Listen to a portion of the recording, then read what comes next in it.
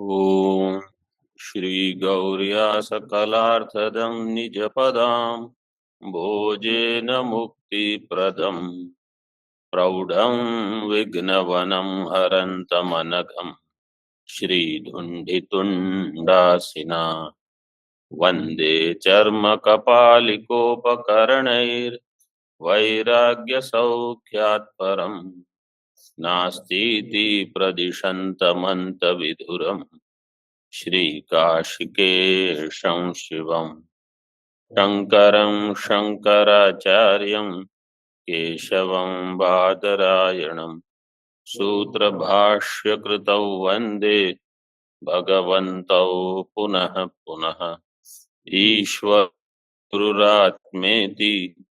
मूर्तिभेदविभागिने व्योमवद्व्याप्तदेहाय दक्षिणामूर्तये नमः। ओम शांति शांति शांति। प्रथम सूत्र के दो वर्णकों को हमने देख लिया। प्रथम वर्णक क्या था? अध्यास। जिससे क्या सिद्ध हुआ कि शास्त्र घटार्थ विषय और प्रयोजनवत है। प्रयोजन विषय और प्रयोजनवत है। द्वितीय वर्णक था अगतार्थ। मतलब इसका अर्थ क्या हुआ कि जो ब्रह्म और वेदांत के मंत्र इत्यादि हैं उनका अर्थ, उसका विचार धर्म जिज्ञासा में नहीं हुआ है। जैमिनी महर्षि जी ने उसका विचार नहीं किया है, इसलिए शास्त्रम आरंभणीयम यहां तक हो गया। अब तृतीय वर्णक का आरंभ करते हैं। अथा तो ब्रह्म जिज्ञासा, ये सूत्र है। इसका पहले केवल मतलब प्रथमतः पदच्छेद और मोटी मोटी पदार्थोक्ति समझ लीजिए। ये हर सूत्र में हम देखेंगे इसी प्रकार से। 3 पद हैं इसमें, अथ, अतः और ब्रह्म जिज्ञासा। ब्रह्म जिज्ञासा समस्त पद है। ब्रह्मणः जिज्ञासा ब्रह्म जिज्ञासा। अथ शब्द का अर्थ करेंगे साधन चतुष्टय संपत्ति अनंतरम, साधन चतुष्टय संपत्ति के पश्चात। ये हो जाएगा अथ शब्द का अर्थ। अतः ये हेतु है। किस लिए? तो ऐसा कह रहे हैं तस्मात्, तस्मात् कारणात्। तो कस्मात् कारणात्, किस कारण से ब्रह्म जिज्ञासा होनी चाहिए साधन चतुष्टय संपत्ति अनंतर? तो कहते हैं कर्म फलस्य अनित्यत्वात् और मोक्षस्य नित्यत्वात्। कर्म फल जो है वो अनित्य है और मोक्ष ज्ञान का जो फल है वो नित्य है। इसलिए जो नित्य फल की कामना वाला है, ऐसे साधन चतुष्टय संपत्ति वाले अधिकारी के लिए ब्रह्म जिज्ञासा कर्तव्या, ये इसका अर्थ है। अथ से साधन चतुष्टय संपत्ति अनंतर, और अतः से हेतु, किसका हेतु? कर्म फल अनित्य है। जिसकी बुद्धि में ये बैठ गया है कि कर्म फल अनित्य है और मुझे जो चाहिए मोक्ष फल वो नित्य है, तो इसलिए मुझे ब्रह्म जिज्ञासा करनी होगी। मतलब ब्रह्म प्रतिपाद्य के वाक्यों का विचार करना है। अब इसमें 2 श्लोक दिए हैं। यह श्लोक है वैयासिक न्यायमाला के। वैयासिक न्यायमाला भारती तीर्थ स्वामी जी के द्वारा प्रणीत है। ये विद्यारण्य स्वामी जी के गुरु थे, भारती तीर्थ। विद्यारण्य स्वामी जी के पूर्व आश्रम में जब वो माधवाचार्य थे, उस समय इनसे अध्ययन हुआ था उनका, भारती तीर्थ। वैयासिक क्या अर्थ है कि जो व्यास जी के लिखे हुए सूत्र हैं, जो न्यायबद्ध है, उनकी माला, ये है वैयासिक न्यायमाला। व्यासस्य इमाः अथवा इमे वैयासिक तस्य माला। व्यास जी की इयम, व्यास जी की जो माला है, मतलब व्यास जी के सूत्रों की, तो वैयासिक न्याय, जैसे जैमिनीय न्यायमाला, तो जैमिने है इयम, जैमिनेयम, ऐसे व्यासस्य इयम वैयासिक्यम, उसकी न्यायमाला। इसमें कुछ श्लोक हैं आरंभ में, थोड़ा ब्रह्म सूत्र के बारे में बताते हैं। तो कुछ श्लोक हम पढ़ेंगे, आप केवल सुनिए और समझ लीजिए बस। एक अधिकरण में 5 अवयव रहते हैं, उसका श्लोक तो आप जानते हो, विषयो विषयश्चैव, ठीक है। उसको यहाँ एक श्लोक में बताते हैं। हर अधिकरण पर आचार्य ने, श्री भारती तीर्थ जी ने 2 श्लोक लिखे हैं। हर अधिकरण पर, हर सूत्र पर नहीं। तो कुछ 91 अथवा 192 ऐसे अधिकरण मानते हैं। तो इतने अधिकरण पर 2-2 श्लोक। इसमें प्रथम श्लोक में क्या है और द्वितीय श्लोक में क्या है वो बताते हैं। एको विषय संदेह पूर्व पक्षावभासकः श्लोकोपरस्तु सिद्धांत वादी संगतयः स्फुटाः। एक श्लोक जो है, मतलब प्रथम श्लोक हर अधिकरण का, वो क्या होगा, उसमें विषय होगा, संदेह होगा और पूर्व पक्ष होगा। एक प्रथम श्लोक में 3 चीज रहेगी। मतलब हर अधिकरण में ऐसे ही देखो, ऐसे नहीं कि कुछ तो श्लोक लिखना है और कुछ उसमें डाल देते हैं, ऐसे नहीं। कि कितना विचार है, बिल्कुल स्पष्ट है और आरंभ से ही ये स्पष्ट है। एक श्लोक जो रहेगा उसमें विषय, संदेह और पूर्व पक्ष 3 का अवभाषण हो जाएगा। अभी तो आए नहीं, अभी ये तो वैयासिक माला है जो भारती तीर्थ जी द्वारा, उन्होंने आरंभ के पहले ये श्लोक दिए हैं। अभी तो जब वो आएंगे तब। प्रथम श्लोक विषय संदेह पूर्वापक्षावभासक श्लोको अपरस्तु सिद्धांतवादी संगतयः स्फुटाः। और जो द्वितीय श्लोक होगा वो सिद्धांत का प्रतिपादन करेगा। ये लक्षण आपको उस श्लोकों में मिल जाएंगे जब हम अधिकरण देखेंगे। तो अपर श्लोक जो होगा वो सिद्धांत का प्रतिपादन करेगा, मतलब पूरे श्लोक में केवल एक विषय रहेगा। बोले संगति, संगति भी बतानी है। संगतयः स्फुटाः, वो स्पष्ट है, इसलिए श्लोक में संगति के बारे में कुछ नहीं है। और अभी एक कुछ श्लोक में बताता हूं, सभी श्लोक की तो आवश्यकता नहीं। शास्त्रम ब्रह्म विचाराख्य मध्यायाः स्युश्चतुर्विधाः समन्वया विरोधौ द्वौ साधनं च फलं तथा। देखो एक श्लोक में सब आ गया। शास्त्रम ब्रह्म विचाराख्यम, ब्रह्म सूत्र क्या शास्त्र है, ब्रह्म विचार के लिए है। ब्रह्म विचार आख्या यस्य शास्त्रस्य तत्शास्त्रम ब्रह्म विचाराख्यम तस्मिन् अध्यायाः चतुर्विधाः स्युः। इसमें 4 अध्याय हैं। इनके नाम, मतलब इसके विषय क्या है। समन्वया विरोधौ, प्रथम समन्वय, द्वितीय अविरोध, तो समन्वया विरोधौ द्वौ। फिर आगे साधनम च फलम, साधन और फलम। ये 4, मतलब ये केवल अध्याय के नाम नहीं है, ये अध्याय किस लिए है वो बता रहे हैं। अब हम प्रथम अध्याय का केवल देख लेते हैं। प्रथम अध्याय में क्या क्या विषय है। प्रथम अध्याय में 4 पाद हैं, हर अध्याय में 4 पाद हैं। समन्वये स्पष्ट लिंग मस्पष्टत्वेप्युपास्यगम ज्ञेयगम युपास्यगम ज्ञेयगम पदमात्रंच चिन्त्यं पादेष्वनुक्रमात् समन्वये स्पष्ट लिंगम। समन्वय अध्याय के 4 पाद हैं। प्रथम पाद जो है स्पष्ट ब्रह्मलिंग वाक्य का विचार उसमें है, जो अभी हम आरंभ कर रहे हैं अथा तो ब्रह्म जिज्ञासा से। ये प्रथम पाद है।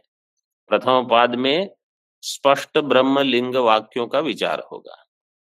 द्वितीय पाद और तृतीय पाद ये दोनों अस्पष्ट ब्रह्म लिंग वाक्यों का विचार करेंगे। इसमें उसमें दो भेद क्या है? एक में है उपास्यगम, मतलब उपास्य जिसका विषय है, और तृतीय पाद में ज्ञेय ब्रह्म।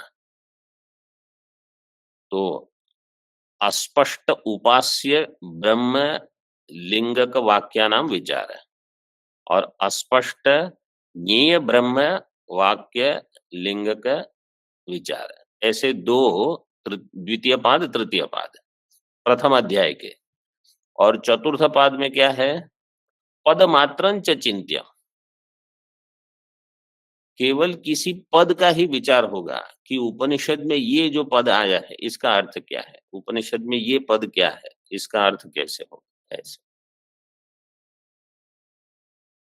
पदमात्रम च चिंत्यम पादेशु अनुक्रमात्, ये क्रम से ऐसे ही चिंतन होगा। इस प्रकार से फिर आगे द्वितीय अध्याय वगैरह में क्या होगा वो बताया है, अभी उसकी आवश्यकता नहीं है। अब इन श्लोकों को देखिए। जिज्ञासा अधिकरण, इसमें 2 श्लोक हैं, ठीक है। श्लोक बोलिए। अविचार्यं विचार्यं वा ब्रह्माध्यासा निरूपणात् असंदेहा फलत्वाभ्यां न विचारं तदर्हति। ऑनलाइन वाले सभी को ये मिल गए कि नहीं? कहाँ ये श्लोक है? प्रथम श्लोक में क्या क्या चीजें बताई जाएगी, कहा था? विषय, संदेह और पूर्व पक्ष। 3 चीज। विषय, संदेह मतलब विषय, और पूर्व पक्ष। तो देखो, अविचार्यम विचार्यम वा ब्रह्म, तो 2 चीज हो गई। ब्रह्म इसका क्या है? विषय, मतलब इस जिज्ञासा अधिकरण का विषय क्या है? ब्रह्म। संदेह क्या है? अविचार्यम विचार्यम वा, मतलब अविचार्यम विचार्यम ब्रह्म, अविचार्यम विचार्यम कर्म। अगर ये कहते तो विषय क्या हो जाता?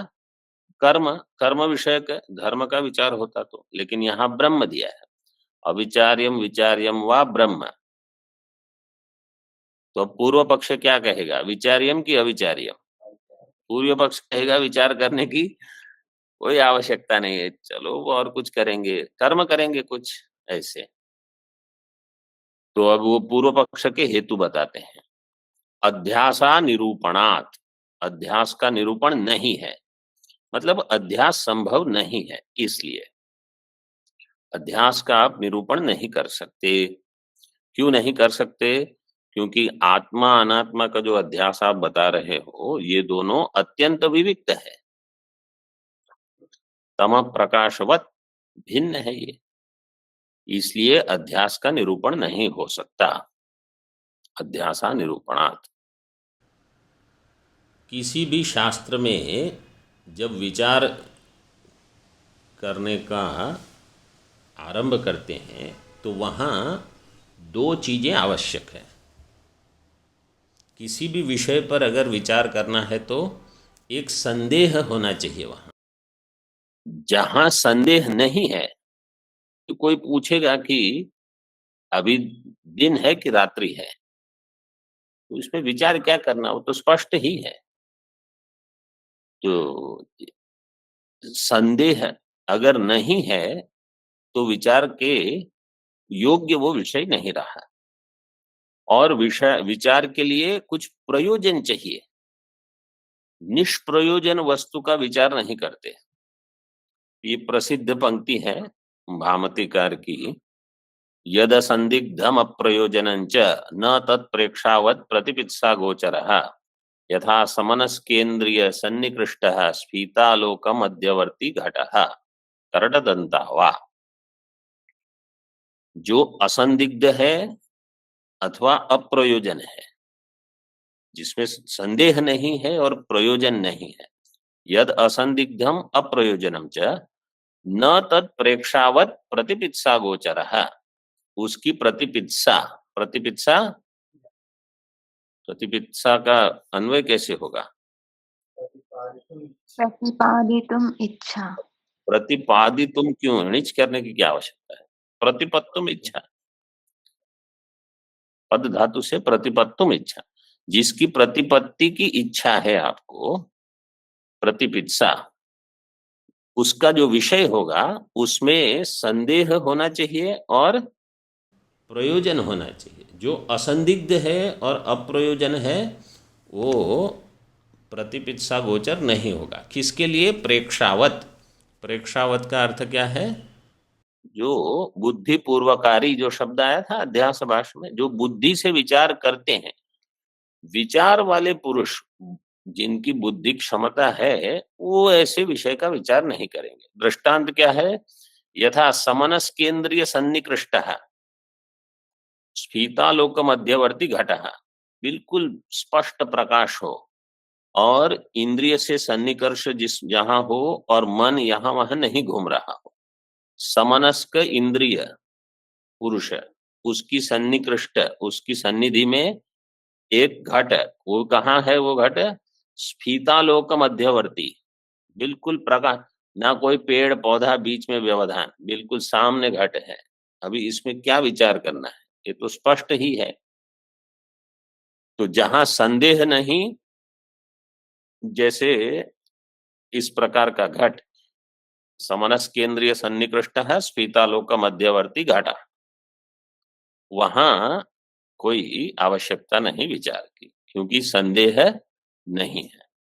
और प्रयोजन, करटदंता, कौवे के दांत कितने हैं? चलो विचार करते हैं।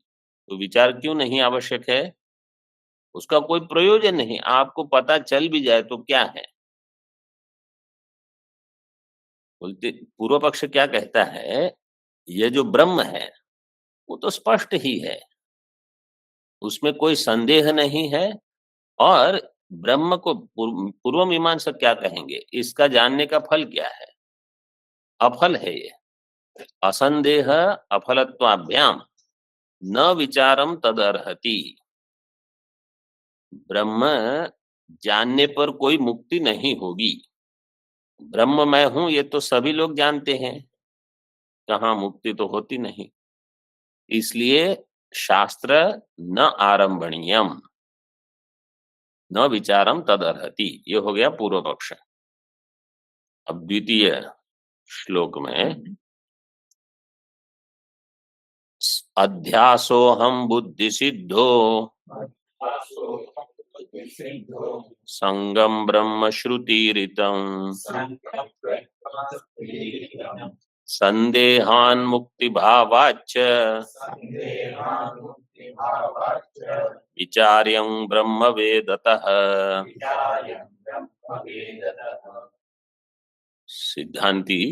सिद्धांत का प्रतिपादन है द्वितीय श्लोक में।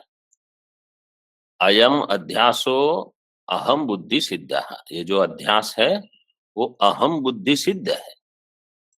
क्योंकि जब हम अहम कहते हैं उसमें आत्मा अनात्मा दोनों है। कोई अनात्मा से अहंकार ले, चाहे कोई अनात्मा से देह ले, तो दोनों के लिए आत्मा अनात्मा अध्यास है। और इसमें संदेह भी है कि मैं देह हूं कि मैं देह का प्रकाशक साक्षी हूं, ये संदेह हो सकता है। अथवा मैं देह हूं, इंद्रिय हूं, प्राण हूं, मन हूं, बुद्धि हूं, शून्य हूं, ये सब संदेह है। कर्ता आत्मा हूं, भोक्ता आत्मा हूं, कर्ता नहीं, केवल भोक्ता, कर्ता भी नहीं, भोक्ता भी नहीं, प्रकाश रूप, अप्रकाश रूप, प्रकाश अप्रकाश रूप, सभी प्रकार के इसमें संदेह है। अणु है, महत है अथवा मध्यम परिमाण है, तो सभी विषय का, आत्मा के स्वरूप का, देह है, इंद्रिय, मन, बुद्धि, जो भी, फिर चेतन, जड़ अथवा जड़ चेतन, क्षणिक अथवा कूटस्थ, अलग अलग प्रकार से संदेह है। और परिमाण के विषय में सूक्ष्म अणु है, महत है, मध्यम परिमाण है, तो सभी प्रकार के संदेह है। तो अध्यास अहम बुद्धि सिद्ध है, संदेह भी है। और ब्रह्म कैसा है? असंगम ब्रह्म श्रुति ईरितम, ब्रह्म जो है वो असंग है, ऐसा श्रुति के द्वारा बताया गया है। ब्रह्म असंग है, इसका अर्थ क्या है? पूर्व पक्षी ने कहा कि इसमें कोई संदेह नहीं है। संदेह क्यों नहीं है? कि मैं ब्रह्म हूं, सभी जानते हैं। तो अगर मैं ब्रह्म हूं तो ब्रह्म असंग है। लेकिन हमको तो ऐसा लगता है कि हम हर परिस्थिति से प्रभावित हो जाते हैं। देह में विकार हो तो प्रभावित होते हैं, अंतःकरण में विकार हो तो प्रभावित होते हैं। तो असंगत्व हमारा रहा कहाँ?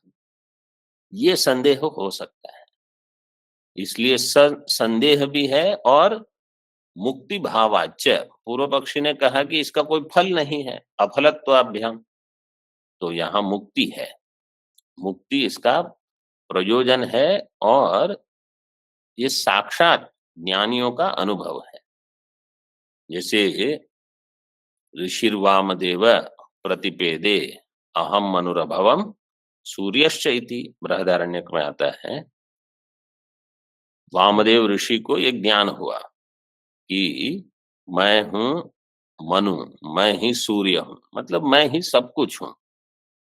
अथवा जैसे अहम वृक्षस्य रेरिवा, त्रिशंकु ऋषि को ज्ञान हुआ।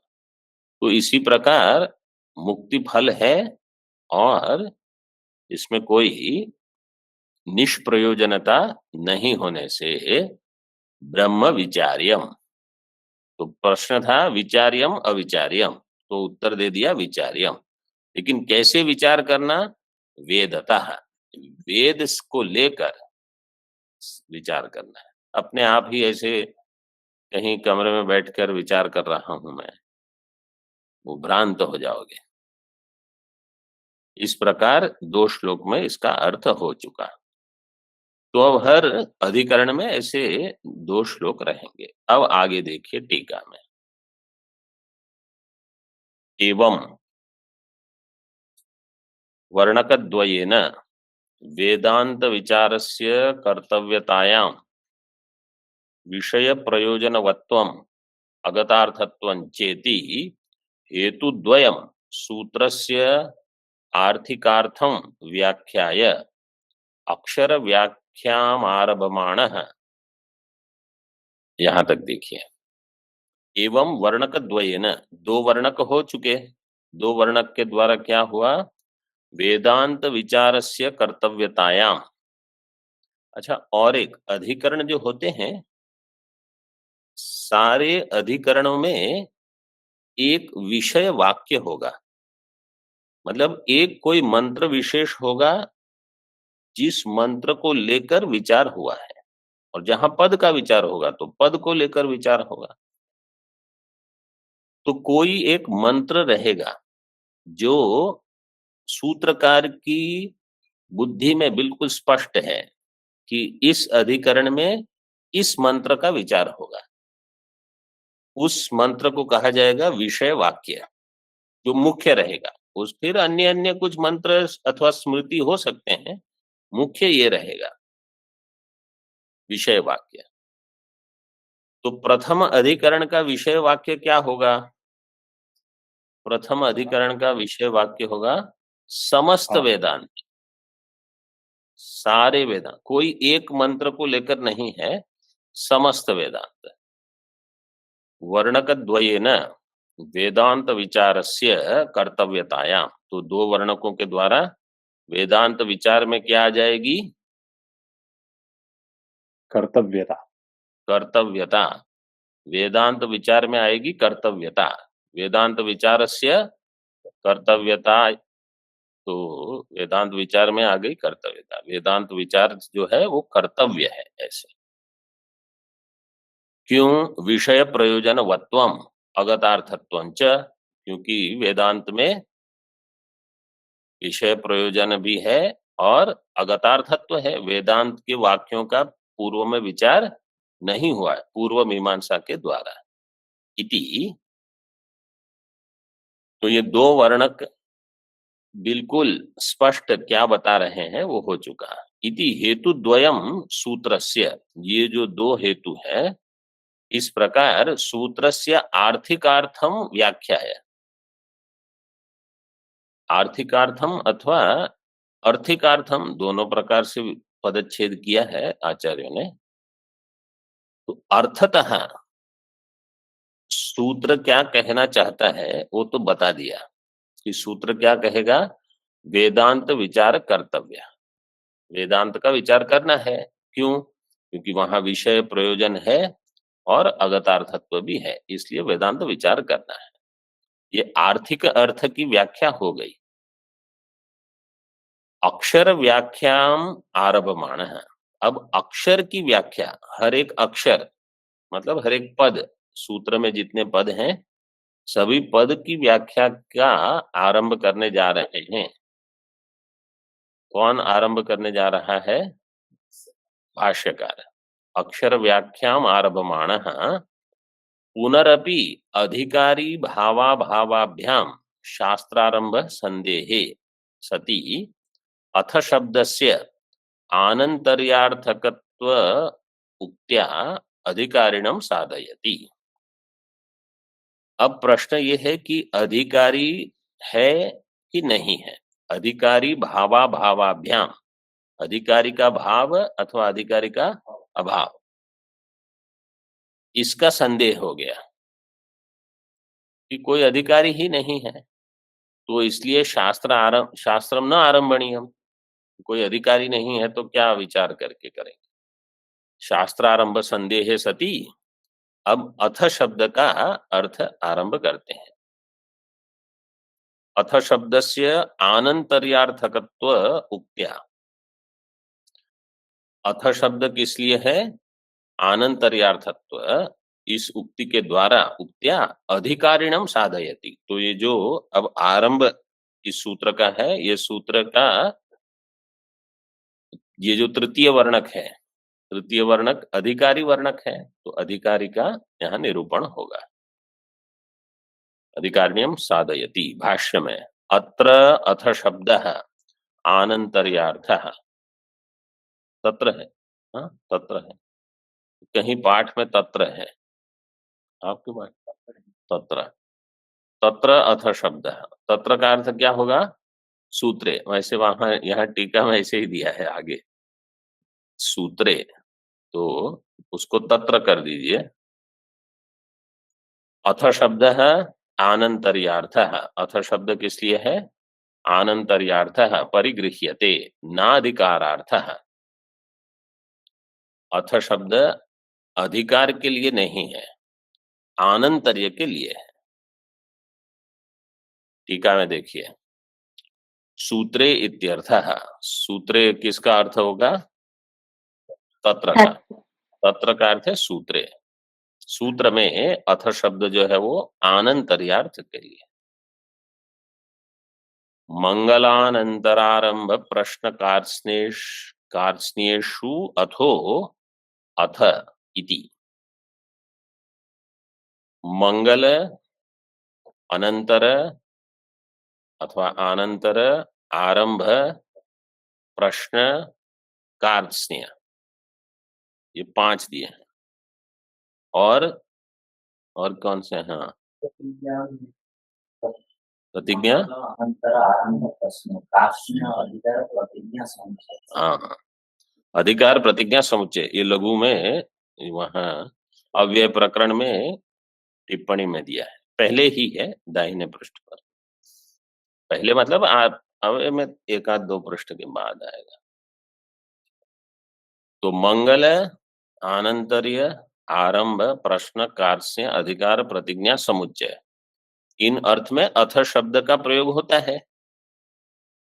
तो कहीं कहीं आरंभ और अधिकार इसको एक ही लेते हैं, यहां ऐसे लेकर, क्योंकि देखो पूर्व पंक्ति हमने क्या पढ़ी टीका में, अथ शब्दस्य आनंतर्यार्थकत्व उक्त्या अधिकारिणम साधयति। तो अधिकार आनंतर्य का अर्थ है कुछ अधिकार हो तब आप आगे बढ़ो, इसलिए अथ शब्द उसके लिए है। अधिकार का अर्थ है कि आपके पास अगर ये सब हो तब आप आगे बढ़ोगे ब्रह्म जिज्ञासा के लिए, आपका अधिकार है अब। तो इसके लिए जो अधिकार है उसको आनंतर्य, इसके पश्चात, इस प्रकार से अर्थ घटाया है यहाँ। टीका में इसलिए दिया ना, अथ शब्दस्य आनंतर्यार्थकत्व उक्त्या अधिकारिणम साधयति। तो कहीं कहीं उसको एक आनंतर्य और अधिकार एक ही ऐसे लिया है, वहां अलग दिए, इसलिए इस ये जो अमर कोश में केवल इतने ही अर्थ दिए हैं यहाँ। क्योंकि वहां तो अधिकार सूत्र वगैरह इस प्रकार से, तो यहाँ उस हमारा तो ये जो अधिकार ब्रह्म जिज्ञासा के लिए अधिकार ऐसे। इति अथ शब्दस्य बहवो अर्थाः सन्ति, अथ शब्द के अनेक अर्थ हैं। अब इसमें कुछ दृष्टांत देते हैं। तत्र अथ योगानुशासनम इति अत्र सूत्रे यथा अथ शब्द आरंभार्थकः, अथ योगानुशासनम, इसमें तो योग शासन का हम आरंभ करते हैं, योगानुशासन योग का जो अध्ययन है उसका आरंभ है, तो वहां अथ शब्द आरंभार्थक है। योग शास्त्रम आरभ्यते इति तद्वद अत्र किन न स्यात्, कोई पूछ रहा है कि वहां कहते हो योग शास्त्रम आरभ्यते, तो यहाँ भी कह दो आप वेदांत शास्त्रम आरभ्यते, वो सरल हो जाएगा, क्यों इतना सब अनंतर्य सब। इति अथा तो धर्म जिज्ञासा में भी आरंभ ही है, मतलब वहां कोई, क्योंकि वहां ऐसा नहीं है कि ये सब साधन चतुष्टय अथवा कुछ साधन हो इसके बाद आप धर्म जिज्ञासा करोगे, वहां वेद अध्ययन के पश्चात ऐसे लिया है, आनंतर्य ही दिया है। अच्छा, आगे बताएंगे वो भी। योग शास्त्रम आरभ्यते इति तद्वत् अत्र किं न स्यात् इति अतः नाधिकारार्थः इति। देखो अभी ये पंक्ति को देखो, यथा इति अत्र सूत्रे यथा अथ शब्द आरंभार्थक, ठीक है, तो अथ योगानुशासन में अथ शब्द आरंभार्थक है, न अधिकारार्थ। भाष्यकार क्या कहते हैं, यहां अधिकारार्थ नहीं है, मतलब जो आरंभार्थक है वही अधिकारार्थक हुआ। पूर्व पक्ष क्या कहते हैं, अथ योगानुशासनम, इसमें अथ शब्द का क्या अर्थ है, आरंभ। तो वेदांत में उसका क्या अर्थ हो लगा सकते हैं, आरंभ लगा सकते हैं। तो भाष्यकार ने क्या कहा, न अधिकारार्थ, इसका अर्थ क्या हुआ, हाँ जो आरंभ है वही अधिकार, क्योंकि नहीं तो क्या होता था, पूर्व पक्ष कहेगा यहाँ आरंभ अर्थ क्यों नहीं हो सकता है, तो सिद्धांत कहते हैं यहाँ अधिकार अर्थ नहीं हो सकता। तो अगर वो कहेगा कि मैंने तो कहा आरंभ है, आप अधिकार का निषेध क्यों कर रहे हो, अरे वो ही है इसलिए। अगर वो भिन्न होता तो वो आप पूर्व पक्ष कुछ कह रहा है आप कुछ और कह रहे हो, ऐसा नहीं होना चाहिए ना। ये समझ में आया सबको? हाँ, हाँ, नहीं समझ में आया? देखो फिर से वो टीका की पंक्ति देखो, यथा अथ शब्द आरंभार्थकः योग शास्त्रम आरभ्यते इति तद्वद अत्र किं न स्यात्, तो यहाँ भी अथ शब्द आरंभार्थक क्यों नहीं होगा, ठीक है। तो सिद्धांती कहते हैं न अधिकारार्थः, मतलब पूर्व पक्ष जो कह रहा है उसी का निषेध हम करेंगे। तो पूर्व पक्ष ने कहा आरंभार्थक क्यों नहीं है, आरंभार्थक क्यों नहीं हो सकता? तो कह रहे हैं अधिकारार्थ नहीं है ये, मतलब आरंभ ही अधिकार हुआ, तभी तो आप उसी का निषेध करोगे। क्यों? भाष्य में देखिए, ब्रह्म जिज्ञासाया अनधिकार्यत्वात्, ब्रह्म जिज्ञासा जो है वो अनधिकार्य है। इस शब्द को पहले थोड़ा समझ लीजिए, पहले सुनिए जो मैं कहता हूं। ब्रह्म जिज्ञासाया अनधिकार्यत्वात्, आरंभ अर्थ अगर होगा, ठीक है, तो आरंभ से बनेगा शास्त्र, क्या हो जाएगा? आरभ्य, इसलिए दिया योग शास्त्रम आरभ्यते, तो आरंभ अर्थ हो जाएगा उसका शास्त्र आरभ्य।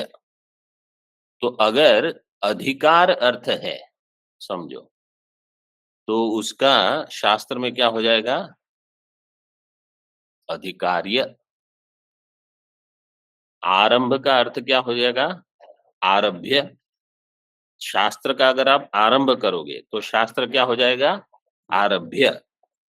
शास्त्र के लिए अगर अधिकार है, ठीक है, तो शास्त्र क्या हो जाएगा? अधिकार्य। तो यहाँ भाष्य में जो शब्द दिया है अनधिकार्यत्वात्, यहाँ अधिकार्य शब्द से क्या लेना है? आरंभ, ठीक है, तो आरंभ अर्थ नहीं है ऐसे। तो ब्रह्म क्यों? क्योंकि ब्रह्म जिज्ञासा का आरंभ नहीं हो सकता। आप ये नहीं कह सकते कि अब मैं ब्रह्म जिज्ञासा आरंभ करूंगा। जिज्ञासा अपने आप होगी। ज्ञान और इच्छा, ये थोड़ा विचार हमने पहले ही कर लिया था कि ज्ञान और इच्छा में पुरुष तंत्र नहीं है, वस्तु तंत्र है। वो अपने आप होगी। जब सारी समस्त सामग्री इकट्ठी है तो ज्ञान अपने आप हो जाएगा, इच्छा अपने आप होगी। ऐसे भोजन की इच्छा करो, ऐसे भोजन की इच्छा नहीं होती। सामने भले बढ़िया भोजन हो, जब भूख लगेगी तब आप खाओगे, तो घंटी बजेगी तब खा लोगे। ठीक है। अयम आशय, टीका में देखिए, किन जिज्ञासा पदम ज्ञानेच्छा परम उत विचार लक्षकम। अब सिद्धांती प्रश्न कर रहा है कि अगर आप कह रहे हो कि जिज्ञासा का आरंभ करना चाहिए अनधिकार्यत्वात्, मतलब अनारंभणीयत्वात्, इसका आरंभ नहीं होगा। क्यों? तो जिज्ञासा पद जो है उसका अर्थ आप ज्ञान की इच्छा ऐसे लोगे, ज्ञानेच्छा परम उत विचार लक्षकम, अथवा विचार का ये लक्षक है। आद्ये अथ शब्दस्य आरंभार्थत्वेन ब्रह्म ज्ञानेच्छा आरभ्यते इति सूत्रार्थः स्यात्। अगर आप जिज्ञासा का अर्थ लोगे ज्ञान इच्छा परम, तो अथ शब्द से क्या होगा? अथ शब्दस्य आरंभार्थत्वेन, अभी आप अथ शब्द आरंभ, यहाँ अभी अधिकार्य, अधिकार्य से आरंभ शब्द ले रहे हैं। आरंभार्थत्वेन नहीं है, आरंभार्थत्वे ऐसे। हाँ ठीक है, कोई भेद नहीं होगा। आरंभार्थत्वे सती, आरंभार्थत्वे अथवा आरंभार्थत्वेन ब्रह्म ज्ञानेच्छा आरभ्यते, तो सूत्र का अर्थ क्या हो जाएगा? जिज्ञासा, ब्रह्म जिज्ञासा अर्थ हो गया ब्रह्म ज्ञान इच्छा, ठीक है, ब्रह्म ज्ञान इच्छा आरभ्यते, अथ से आप आरभ्यते करोगे, इति सूत्रार्थः स्यात्, ये सूत्र का अर्थ हो जाएगा। सच असंगतः, वो संगत नहीं है। क्यों? तस्याः अनारभ्यत्वात्, तस्याः इच्छा ब्रह्म ज्ञान इच्छाया, ब्रह्म ज्ञान की इच्छा का आरंभ आप नहीं कर सकते, वो अनारभ्य है। अनारभ्य है इसलिए आरंभ अर्थ जैसे योग सूत्र में किया है, इस प्रकार से आप अर्थ नहीं कर सकते। लेकिन टीका में जो अर्थ मतलब जो पद का व्यवहार हो रहा है अनारभ्य, क्योंकि योग सूत्र के लिए उसी का आरभ्य अर्थ है और भाष्यकार ने जो अर्थ दिया है वो अनधिकारार्थः न अधिकारार्थः, क्यों? अनधिकार्यत्वात्। तो अधिकार और आरंभ इसको एक मान के अभी ये व्याख्या चल रही है। मतलब कहीं कहीं अलग अर्थ हो सकता है, लेकिन इस संदर्भ में एक ही है। तो ज्ञान की इच्छा का आरंभ नहीं कर सकते, वो कृति साध्य नहीं है, मतलब करके हो जाएगा ऐसा नहीं। नहीं प्रत्यधिकरणम इच्छा क्रियते, और प्रत्येक अधिकरण में भी इच्छा नहीं की जाएगी, तो क्या किया जाएगा? किंतु तया विचार क्रियते, उसके द्वारा विचार किया जाएगा। न द्वितीय, द्वितीय क्या है? विचार लक्षकम। कर्तव्य पद अध्याहारम विना विचार लक्षकत्व अयोगात। तो वहां आपको पहले कर्तव्य पद का अध्याहार करना पड़ेगा, क्योंकि विचार है कर्तव्य है, तो कर्तव्य का अध्याहार करोगे तब वो विचार लक्षकत्व हो जाएगा, उसके बिना विचार लक्षकत्व अयोगात। ठीक है, यहां तक रखते हैं। ओम पूर्णमदः पूर्णमिदं पूर्णात् पूर्णमुदच्यते पूर्णस्य पूर्णमादाय पूर्णमेवावशिष्यते। ओम शांति शांति शांति। शंकरं शंकराचार्यं केशवं बादरायणं सूत्रभाष्यकृतौ वन्दे भगवन्तौ पुनः पुनः। ईश्वरो गुरुरात्मेति मूर्तिभेदविभागिने व्योमवद्व्याप्तदेहाय दक्षिणामूर्तये नमः। ओम शांति शांति शांति।